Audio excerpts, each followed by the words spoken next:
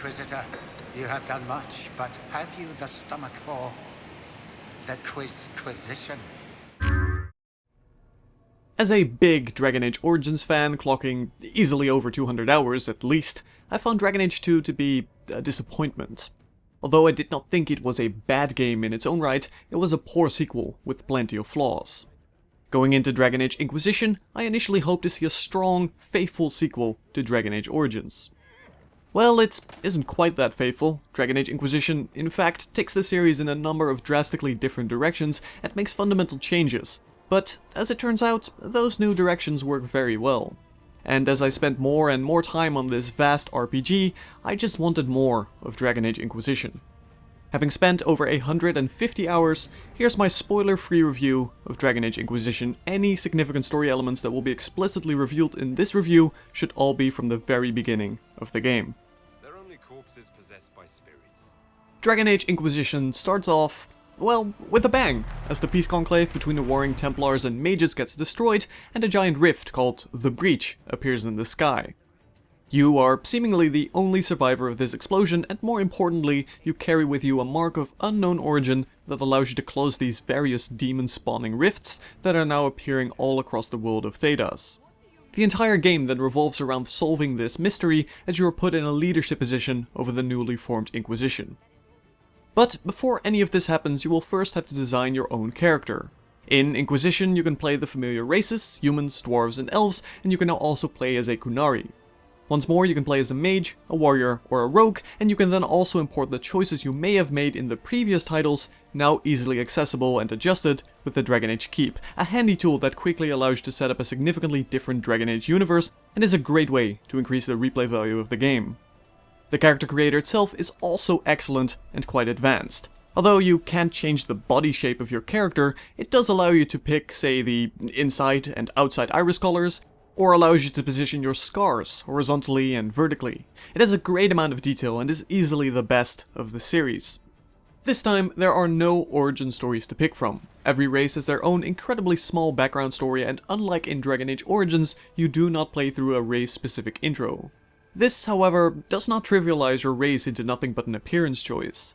For one, there are race restrictions on certain armor pieces, but more importantly, race is referred to a great deal in conversations and story. In fact, one of my favorite aspects of Dragon Age Inquisition is how often my character's race and even his status as a mage came up in dialogue. In Dragon Age Inquisition, I truly felt like it was my character. You have a great amount of input over little choices and dialogue options, and I felt like I was playing a Dalish elf as the world reminded me of this numerous times. I also truly felt like I was playing a mage. Little options like, I don't need a weapon, help a lot in immersing you into your character. At times, it even allows you to pick entirely different dialogue choices. Frankly, Dragon Age Inquisition impressed me by how much it was willing to show me dialogue or entire characters that not everyone is going to see, thanks to the race, class, and imported Dragon Age Keep choices. Unlike the previous Dragon Age titles, you are not that heavily guided once you get past the intro. Dragon Age Inquisition is an open world game, more specifically, the world is divided into various maps of relatively large sizes. And this is by far the biggest departure from the previous titles. Once you get past the intro section, you are dropped in one such location called the Hinterlands. Essentially, the way it works is that main story quests and most new zones require a certain amount of power to unlock. Doing side quests or expanding the Inquisition's reach by capturing small forts or creating new camps, which also function as fast travel points, reward you with power and influence. Influence simply functions as another way to level up, giving you the option of increasing various statistics, giving you crafting materials, or even opening new dialogue options by unlocking perks. But power is a limited resource you expend in order to unlock a new zone or a main story mission. It is completely up to you as to what you do to gain power and influence, and what you spend it on, giving you a good amount of freedom in these additional RPG elements. The zones you can unlock are relatively big, and they generally have one bigger side quest that leads you through the zone and numerous smaller quests. This is really where the first issue of Inquisition becomes apparent. The switch to open world is a big difference, but it doesn't pull this off flawlessly. Side quests are often incredibly simple and hardly interesting. There are some, especially at the beginning, which are simply plain boring. Although they do a good job at contextualizing most of these, they are still very bare bones. Often you really do nothing more than picking up a small piece of text, killing a generic group of enemies, and, well, that's about it. NPC interaction during these quests is highly limited, and any NPCs you might run into have virtually no character building, nor do you ever have to make any choices. This is especially bothersome during the early stages of the game. The first zone you are put into, the Hinterlands, has incredibly generic and terrible quests such as collecting ram meat or guiding a Druffalo back to a farm. Furthermore, you will constantly get quests from your requisitions officers when you enter a new zone, and these are dreadfully boring. Luckily, they are almost entirely optional, and I would then highly recommend ignoring these, and especially getting out of the Hinterlands as quickly as you can. However, they are not all bad. The bigger side quests that lead you through a zone give you a nicely atmospheric tour of the entire area, areas which are very beautiful to look at. Dragon Age Inquisition truly has some stellar art design, and more than once did I find myself simply staring at the environment. Not to mention, running into your first actual dragon is quite impressive. Sticking to these bigger zone side quests then didn't feel boring, as you discover interesting underground tombs and dungeons while scouring for new items. Still, these smaller and bigger side quests are at a stark contrast to the main quest and companion quests in Dragon Age Inquisition. These are filled with companion and NPC interaction, have plenty of dialogue, and involve a great deal of consequences from your imported Dragon Age keep choices. Companions are well written, and the main quests are pretty great, offering a lot of meaningful, dramatic choices and putting you into an important and powerful role. Besides quests and story, there is of course combat. Combat in Dragon Age Inquisition involves controlling your entire party, up to a party of 4 in real-time action, with the option of pausing whenever you want to by going into the tactical camera. The tactical camera is rather clunky and takes quite a bit of getting used to, regardless of whether you use a controller or keyboard and mouse. Although it offers a bird's eye view of the battlefield, you're still confined to the ground and can't pass over simple things such as small walls or cliffs. It certainly never quite felt as natural or useful as the camera from Dragon Age Origins. But once you have spent a couple of hours with the game, it shouldn't be that much of an issue, and Inquisition manages to blend third-person action and tactical combat well. Combat is highly enjoyable and remains challenging on the higher difficulties. Boss fights, especially dragon fights, are an immensely exciting affair requiring good coordination of your party members and good use of the abilities you've given them. And on that note, ability builds and itemization is very well done in Inquisition. You have multiple options for each class, which is furthermore expanded once you get to around level 10 and unlock a specialization. Mages can be powerful ranged area of effect damage dealers firing lightning into groups of enemies, or can be tuned for more control or support roles by putting up defensive barriers.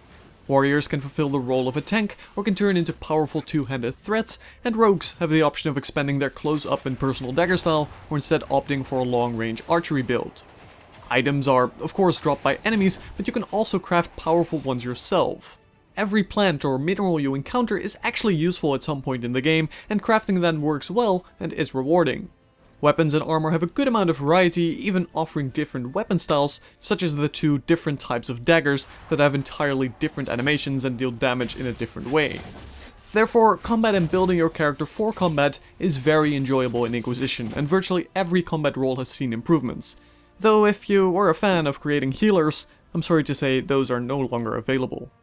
Dagger rogues are incredibly fast. Archer rogues, although ranged aiming with bows can be a little off, are much more enjoyable than the previous titles, in part due to the introduction of jumping that now allows you to focus much more on positioning during combat. Warriors feel powerful and strong regardless of whether you go for a shield or two-handed weapons, and mages have some great and fantastic looking spells available. Combat is very well done and remains a joy throughout the dozens of hours you'll spend in Inquisition. There is, however, one big issue with combat, and this is easily my biggest complaint with Inquisition, namely the incredibly poor AI. In the previous 2 games you had an elaborate tactics system with which you can set up quite a few variables that the AI would stick to. One of the most obvious steps back is that Inquisition no longer has these tactics. Instead, Inquisition has some incredibly basic behaviors that you can set up, and as it is no longer nearly as advanced, the companion AI suffers greatly. Positioning is absolutely dire, especially if you have a dagger rogue in your party. The AI won't stick to the flanks of the enemy, which is crucial on higher difficulties, especially for a dagger rogue, as this is where a lot of your damage will come from, not to mention standing in front of enemies with two-handed weapons is a quick way for the AI to get themselves killed. The poor AI means that certain passives, like the archery damage increase when you have a height advantage, are almost entirely useless unless you babysit every party member constantly, as the AI doesn't seem to know it even has these passives. Abilities like the Necromancer's final stand upon dying become absolutely wasteful, as party members will still automatically use potions through it, despite the fact that said character will always die after a few seconds because of the last stand effect. It doesn't ruin the combat, the AI is still competent enough for the most basic of combat mechanics, but it is easily the biggest issue I've had with Dragon Age Inquisition. And finally, it would be remiss of me not to mention this, another new addition in Inquisition is cooperative multiplayer. I tried liking this, especially because another BioWare title, Mass Effect 3, pulled this off so fantastically. I tried, but I failed. I couldn't find a single redeeming factor about Inquisition's multiplayer, other than its being co-op that you can play with friends. I want to be clear though, that Dragon Age Inquisition has been a fantastic game and is easily worth it for the single player. Multiplayer, however, it has surprisingly poor voiceovers, slow movement, enemies that take far too much damage, and never once did it stop feeling slow, choppy, or sluggish. The way it works is that you enter multiplayer with the option of playing one of the basic characters. All other characters need to be unlocked by crafting specific armor, the material of which you get by salvaging any gear you might find, something that doesn't happen all that quickly, or by buying the multiplayer chest with either in-game currency gained after a mission, or with real money through microtransactions. You are then dropped into one of 3 zones with layouts that are partially randomly generated, and basically just have to kill everything from start to finish. The problem here is that nothing feels good. Movement is surprisingly annoying, as you move incredibly slow and have to constantly reactivate sprint being at best a 10% increase in movement speed that gets cancelled anytime you do an action, be it a charge or even simply jumping.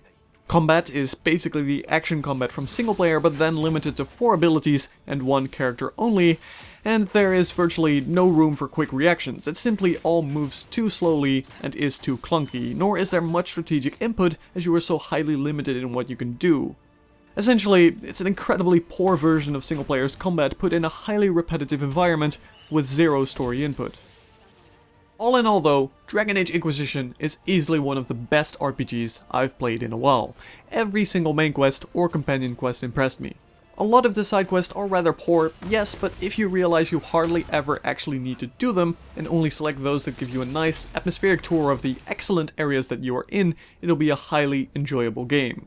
It has its issues. Companion AI functions very poorly, especially on the higher difficulties, and Inquisition's performance on the PC isn't fantastic, but regardless, it has fantastic art design, greatly enjoyable combat that has a nice blend of action and tactical in it, well-written companions, a good amount of story choices, and an impressive amount of little story consequences that not everyone will see the first time due to the highly varied backgrounds you can get with the races and Dragon Age Keep imported choices.